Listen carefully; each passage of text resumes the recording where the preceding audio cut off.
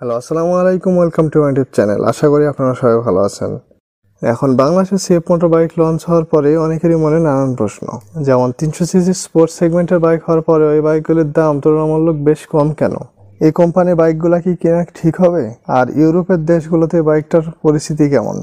আর এই সব প্রশ্নের উত্তর জানবো আমরা এই ভিডিওতে, তাই ভিডিওটা শেষ পর্যন্ত দেখতে থাকুন। প্রথমে সিএফ মোটর কোম্পানি সম্পর্কে জেনে নেওয়া যাক। ইতিমধ্যে আপনারা জানেন এটি একটি চাইনিজ কোম্পানি। সিএফ মোটর শুধু মোটরসাইকেল তৈরি করে না, তার সাথে তারা এটিভিস, ইউটিভিস ধরনের ভেহিক্যাল তৈরি করে থাকে। এগুলো সাধারণত মরুভূমি বা পাহাড়ি অঞ্চলে অফরোডের জন্য ব্যবহার করে থাকে। আর বাইকের ভিতর নেকেড, স্পোর্ট, ক্রুজার, অ্যাডভেঞ্চার প্রায় সব ধরনেরই বাইক তৈরি করে থাকে। আর সিএফ মোটর হাইস্ট 800 সিসির মোটরসাইকেল তৈরি করে থাকে। আর তাদের highest sport bike 675 cc inline 3 cylinder আছে।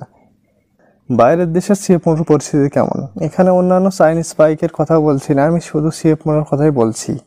ইউরোপের দেশগুলোতে সিএফ মোটর বাইকগুলোকে মোটেও কেউ বাজে হিসেবে দেখে না, তবে জাপানি বাইকগুলো সেরা, সেটা মানতেই হবে।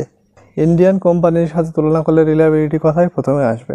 তাই আমি সিএফ মোটর নিয়ে ইন্টারনেটে বেশ কিছুক্ষণ ঘাটাঘাটি করলাম, সেক্ষেত্রে নেগেটিভ রিভিউ সেরকম পাইনি। তাই বলে কোনো এক জিনিস যে সব মানুষেরই পছন্দ হবে এটা কোনো কথা না, কিছু মানুষের পছন্দ নাও হতে পারে। আর টেকনোলজির দিক থেকে তো অবশ্যই ইন্ডিয়ান বাইকগুলোর থেকে এগিয়ে আছে। এখন বিষয় হলো সিএফ মোটর বাইকগুলি কি কেনা উচিত, সেটা বলার আগে একটা জিনিস দেখাই। এটা হলো নিনজা 400, ইউকেতে বাইকটার প্রাইস দেখেন। আর এটা হলো সিএফ মোটর 450 SR। এই দুটো বাইকের প্রাইসের তফাৎ দেখেন, 500 ইউরো। তাহলে কত টাকা হলো? প্রায় 66,000 টাকা। এবার আপনাদের বলেন, বাইকের কোয়ালিটি যদি খারাপ হতো তাহলে অবশ্যই কাওয়াসাকির সাথে বাইকের প্রাইজের দাম আরও অনেক কম বেশি হতো। এবার আসুন আসল বিষয়ে, বাইকগুলির দাম তুলনামূলকভাবে এত কম কেন? যেখানে জাপানি 150 সিসির বাইকের দাম 7 লক্ষ টাকা, সেখানে চায়নার 300 সিসির বাইকের দামও আশা করা যায় 7 লক্ষ টাকা তো হওয়ার কথা ছিলই। যে জাপানি 150 সিসি, সেই তুলনায় চাইনিজ হলো 300 সিসি, বা 1 লক্ষ টাকা কমই হলো। এখন প্রায় সবাই জানে যে এটা কী কারণে, সেটা বাদেও কয়েকটি বিষয় আছে যা জানা দরকার। যার মধ্যে একটি কারণ হলো এটি চাইনিজ কোম্পানি।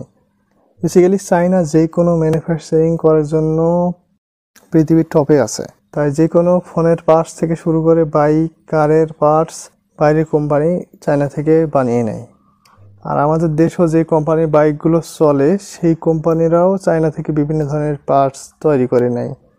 তাহলে ভাবুন চায়নার কোম্পানির সুবিধাটা কোথায়? সুবিধাটা এই যে তাদের এক্ষেত্রে খরচটা একটু কম হয়। তাহলে কি সিএফ মোটর বাইকগুলো কি কেনা যাবে?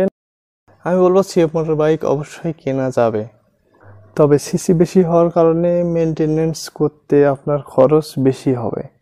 আর মেনটেনেন্স নিয়ে সমস্যা থাকলে 150 সিসির কুইক শিফটারওয়ালা বাইক কেনাই ভালো, যদিও এগুলো ওভার প্রাইস। আর যাদের তেল খরচের কোনো ভয় নেই, তারা অবশ্যই সিএফ মোটর বাইক একটা ভালো চয়েস হিসাবে কিনতে পারেন।